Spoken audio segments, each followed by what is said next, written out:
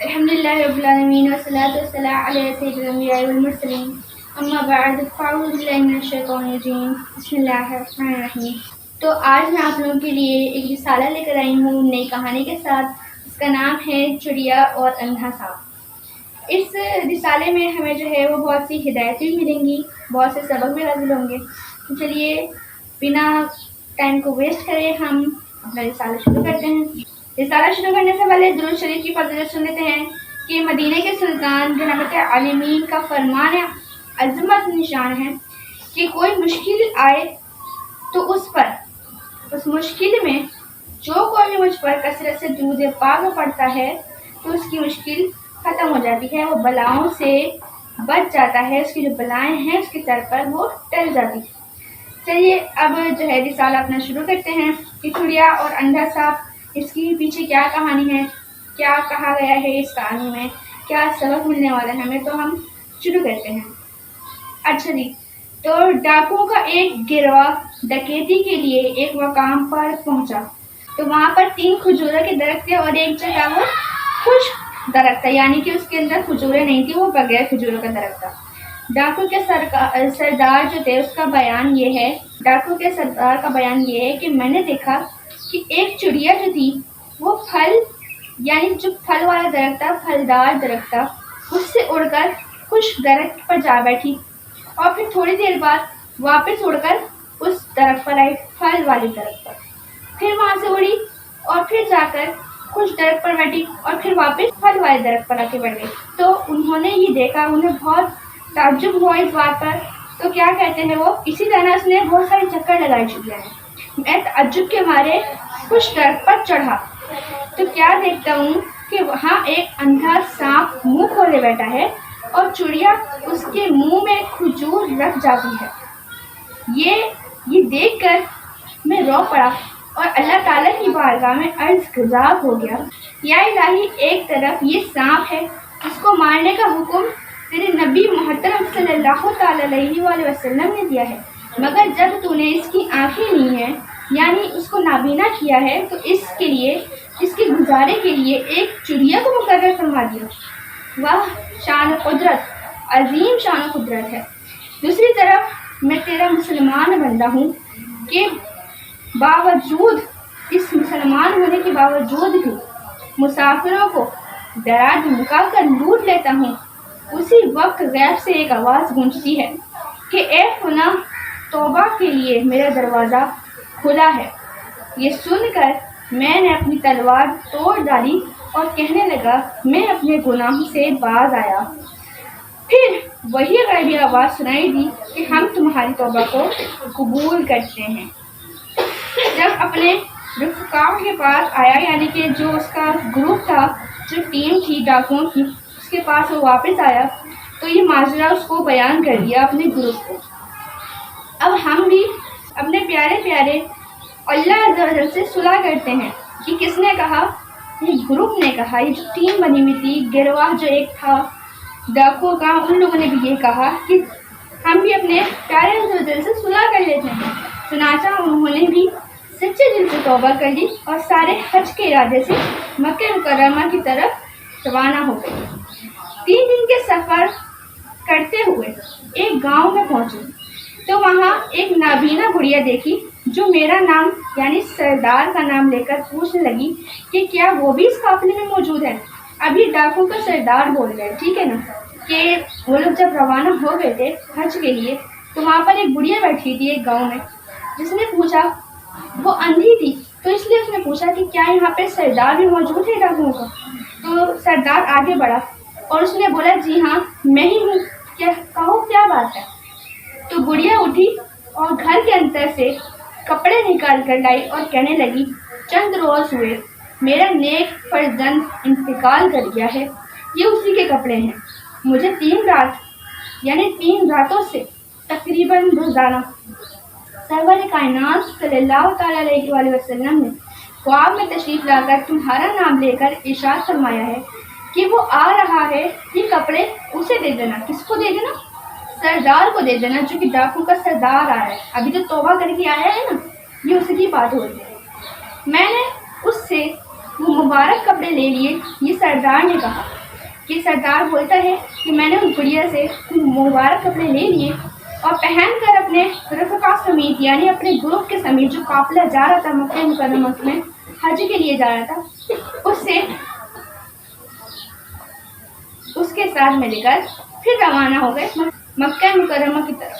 اللہ رب العزت ان پر رحمت فرمائے اور ہم پر بھی رحمت فرمائے، آمین بجاہ من خاتم النبیین صلی اللہ تعالی علیہ وآلہ وسلم۔ اب کیا ہے کہ اس میں آخر میں بتایا جا رہا ہے کہ واہ میرے مولا تیری شان کیا ہے کہ تو نے ایک چڑیا کو انڈے صاف کی خاتمہ بنا دیا، اور تیرے رزق فراہم کرنے کا انداز بھی خوب ہے کہ اللہ تعالیٰ ہر جگہ اپنے بندے کو رزق پہنچا دیتے ہیں چاہے وہ جہاں بھی ہو، ٹھیک ہے نا۔ ہمیں اس کی رحمت سے، اللہ عز و جل کی رحمت سے کبھی بھی مایوس نہیں ہونا چاہیے کہ اللہ نے وعدہ کیا ہے اپنی مخلوق سے کہ وہ اس کو رزق ہر قیمت پر پہنچا دے گا۔ اچھا، اس میں ایک اور بات بتائیے کہ اللہ عز و جل نے روزی کا بھی ذمہ لے رکھا ہے۔ آپ کو پتہ ہے بے روزگاری کی تنگی، اس پر گھبرانا نہیں چاہیے، شیطان کی وسوسوں میں نہ آؤ۔ 12ویں پارے کی آیت میں ارشاد خداوندی ہے کہ وَمَا مِن دَابَّةٍ فِي الْأَرْضِ إِلَّا عَلَى اللَّهِ رِزْقُهَا۔ ترجمہ کنز ایمان ہے، اور زمین پر چلنے والا کوئی ایسا شخص نہیں ہے جس کا رزق اللہ کے ذمہ کرم پر نہ ہو۔ اس آیت کریمہ کے تحت جو ہمارے حضرت مفتی احمد یار خان ہیں وہ نور العرفان میں فرماتے ہیں کہ زمین پر چلنے والے کا اس لیے ذکر فرمایا ہے کہ ہم کو ان کا ہی مشاہدہ ملتا ہے نا۔ دیکھیں اب ہمیں کیا پتا کہ جو پرندے اڑ رہے ہیں ان کو کہاں جا کے رزق ملتا ہے، یا پھر جو بلائیں ہیں، جو فرشتے گھوم رہے ہیں، یا جو بھی جنات وغیرہ ہم تو نہیں دیکھ سکتے نا انہیں۔ تو اسی میں یہی بیان کر رہے ہیں کہ جنات، ملائکہ وغیرہ سب کو اللہ عز و جل ہے وہ روزی دیتا ہے۔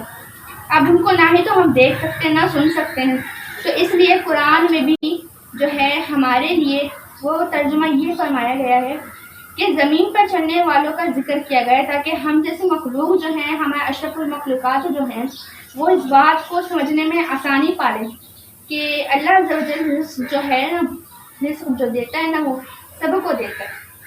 اچھا، تو اب آگے سن لیتے ہیں کہ صرف حیوانوں میں ہی منحصر نہیں ہے، جس روزی کے لائق ہے نا اس کو وہی روزی ملنی ہے، ٹھیک ہے نا، چاہے وہ کہیں بھی ہو۔ اللہ عز و جل روزی دینے والا ہے، رزق دینے والا ہے۔ روزی نہ ملنے پر، رزق نہ ملنے پر مایوسی کا اظہار کر دینا یہ بہت ہی زیادہ بری بات ہوتی ہے۔ اسی پر میں ایک اور واقعہ بھی بیان کر دیتی ہوں۔ اچھا، جو میں نے آپ کو بیان کیا ہے نا واقعہ کہ رزق دینے والا بھی اللہ تعالیٰ ہے اور روزی دینے والا بھی اللہ تعالیٰ ہے، تو اسی پر بھی جو ہے ایک یہاں پر واقعہ بھی بیان ہے جو میں آپ کو سنا دیتی ہوں کہ 2 مچھلی کے شکاری، اب مچھوارے جو ہوتے ہیں نا ان کے بارے میں ایک جو ہے واقعہ بیان کیا گیا ہے تاکہ ہمیں سمجھنے میں اور زیادہ آسانی ہو جائے۔ اب اس میں شروع کرتے ہیں کہ بے روزگاری سے تنگ آنے، تندرستی سے گھبرانے یا کاروباری کمی کے باعث غم کھانے، مالداروں کو دیکھ کر اپنی غربت پر دل جلانے والے اپنے غمگین دل کو تسلی دلانے کے لیے ایک ایمان افروز حکایت ملاحظہ فرمائیں کہ حضرت سیدنا عطا خزانی جو ہے فرماتے ہیں ایک نبی علیہ السلام دریا کے کنارے سے گزرے تو دیکھا کہ ایک شخص مچھلی کا شکار کر رہا ہے۔ اس نے بسم اللہ یعنی اللہ کا نام لے کر شروع کرتا ہے، یعنی اللہ کا نام لے کر اس نے جو ہے اپنا کام شروع کیا ہے۔ اچھا جی، اور اس نے بسم اللہ پڑھ کر جو ہے وہ جال پھینک دیا اس نے، لیکن کوئی مچھلی ہاتھ نہیں آئی۔ پھر ایک اور شکاری وہیں پر ہی تھا، پاس ہی تھا، تو وہ وہاں سے گزرے۔ اچھا، پہلے والے کے جو شکاری تھا نا، پہلے والا وہاں سے گزرے تو اس نے بسم اللہ پڑھ کے جال پھینکا، لیکن اس کے ہاتھ کوئی مچھلی نہیں ہے۔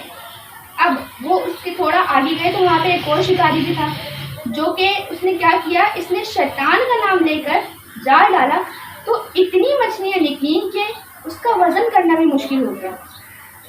اچھا، تو ان نبی علیہ السلام نے بارگاہ خداوندی عز و جل میں عرض کر دی کہ یا اللہ زلزل، یہ تو معلوم ہے مجھے کہ یہ سب تیری ہی طرف سے ہے، لیکن اس کی حکمت جاننا چاہتا ہوں میں کہ کیا وجہ ہے کہ اس نے بسم اللہ پڑھی تو اس کی ایک مچھلی بھی نہ آئی، اور جس نے شیطان کا نام لے کر ڈالا جال، اس کی اتنی مچھلیاں آ گئیں۔ تو اللہ عز و جل نے فرشتوں سے ارشاد فرمایا، فرشتوں کے ذریعے، کہ میرے بندے کو ان دونوں مچھلی پکڑنے والوں کو، ٹھیک ہے نا۔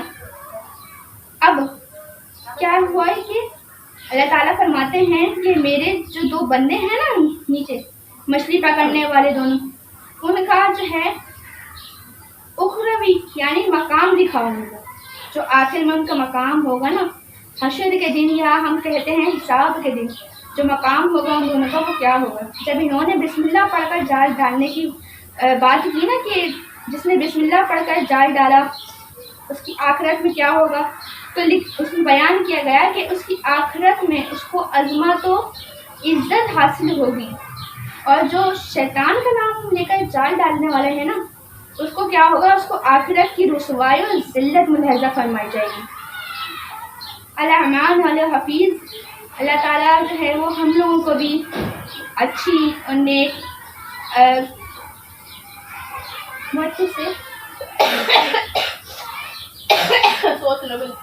اللہ تعالیٰ ہمیں بھی بسم اللہ پڑھ کے کام شروع کرنے والیاں بنائیں، یا پھر بسم اللہ پڑھ کر کام شروع کرنے والے بنائیں۔ ہم ہر کام سے پہلے بسم اللہ پڑھیں۔ اللہ تعالیٰ ہم سب کو توفیق دیں کہ ہم ہر نیک کام شروع کرنے سے پہلے بسم اللہ پڑھنا نہ بھولیں۔ اے رب کریم اللہ عز و جل، میں راضی ہوں۔ یہ کس نے کہہ دیا؟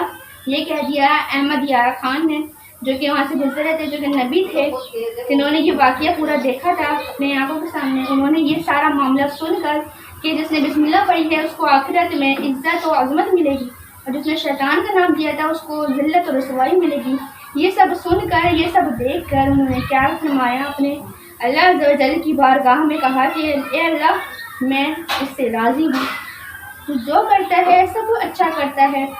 یعنی اب جو بھی نا اللہ تعالیٰ کا نام لے کر ہم جو کام شروع کرتے ہیں وہ تو ظاہر ہے وہ تو اچھا ہی ہوگا، نیک ہی کام ہوگا، ٹھیک ہے نا۔ تو اللہ تعالیٰ ہم سب کو توفیق عطا فرمائے کہ ہم جو ہے وہ ہر نیک کام شروع کرنے سے پہلے بسم اللہ پڑھنا نہ بھولیں، اور اپنی عادت بنا لیں کہ جو بھی کام کریں گے بسم اللہ الرحمن الرحیم پڑھ کر ہی شروع کریں گے، ٹھیک ہے نا۔